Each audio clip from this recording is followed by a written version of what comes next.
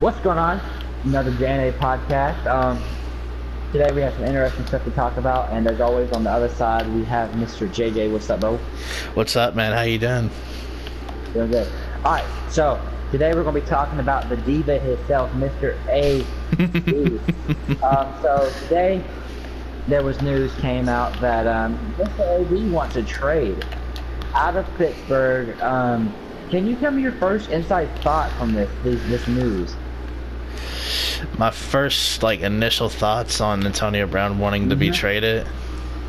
I'm not really too surprised, but I wonder what its market's gonna be.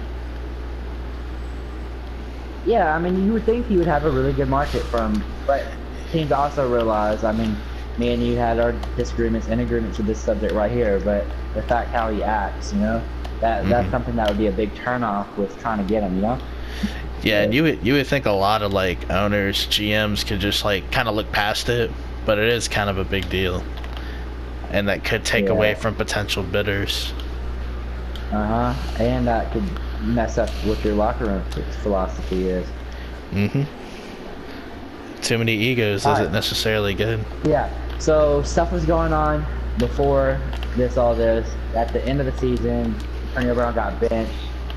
Big thing with Big Ben and Antonio Brown arguments. Just all sorts of drama.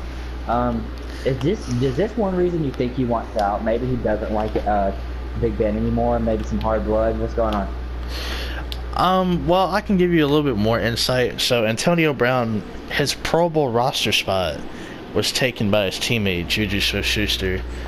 And you know how teams at the end of the year kind of do that whole team MVP thing? Well, it was Juju Smith-Schuster. Who should make the MVP? Who should get it? Yeah, the team MVP, who was the team's most valuable player. Yeah. And they gave it to Juju instead of Antonio Brown. Now, you would think a player as great as AB, it shouldn't bother him. But you got to think at the same time, he does think pretty highly of himself.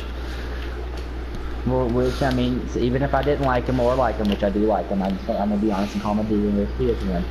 I do like him, but, I mean, you would think that's why. It's because he knows how good he is, and even though everybody knows how good he is, So maybe that's what it is. It's more like this guy's coming in town thinking he's balling, Yeah, and I mean, kind of like what my dad told me is, he should be more appreciative that he has a guy in there that wants to, that support them. Yeah, exactly. That can have the same numbers. Now, can't that go both ways? Shouldn't this is not how I feel. Just to make them think, shouldn't Juju be grateful that Antonio Brown is there, to keep him some stuff? Oh yeah, absolutely, because it makes life easier for Juju Smith-Schuster to have an all-pro receiver on that same team as well. So it goes both ways. I think for Antonio Brown, it takes some pressure off of him, and for Juju, it could create double teams for Antonio Brown that gets him open on single coverage. So it goes both ways, in my opinion.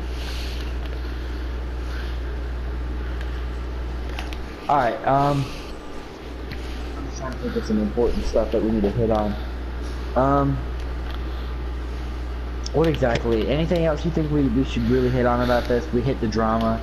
We hit him wanting to trade. I think just for entertainment's sake, what teams should be in the market for Antonio Brown? And don't just say all of them, because that's way too obvious. I would say all of them. But what teams really should be in the market for him? Now, this is going to be a little bit of a weird one, but kind of good one, but crazy one. Okay. All right. So, like I said, every team should be in the market. Antonio Brown, known as a diva. Okay. And if any coach out here can handle a diva, who is it? And I would say Bill Belichick. Okay. They know they need a receiver in town. What was you about to say? I was about to say, yeah, if I could think of a coach that can handle attitude or ego, it's him. Yep, that's definitely a coach that could bring him in there and shut that shit down real quick. Sorry for the language, beat that out. And then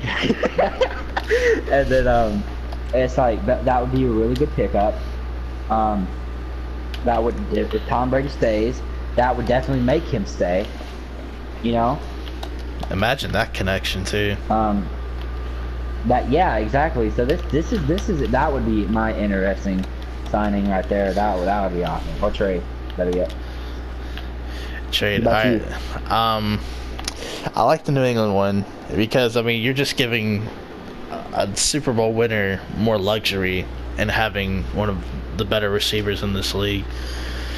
For me, I don't know, man. I'm trying to think of teams that just have a lot of money, and one that comes to mind that I think would enjoy having him in there, in terms of just having another target, maybe taking this offense to the next level, is the Indianapolis Colts. I love it.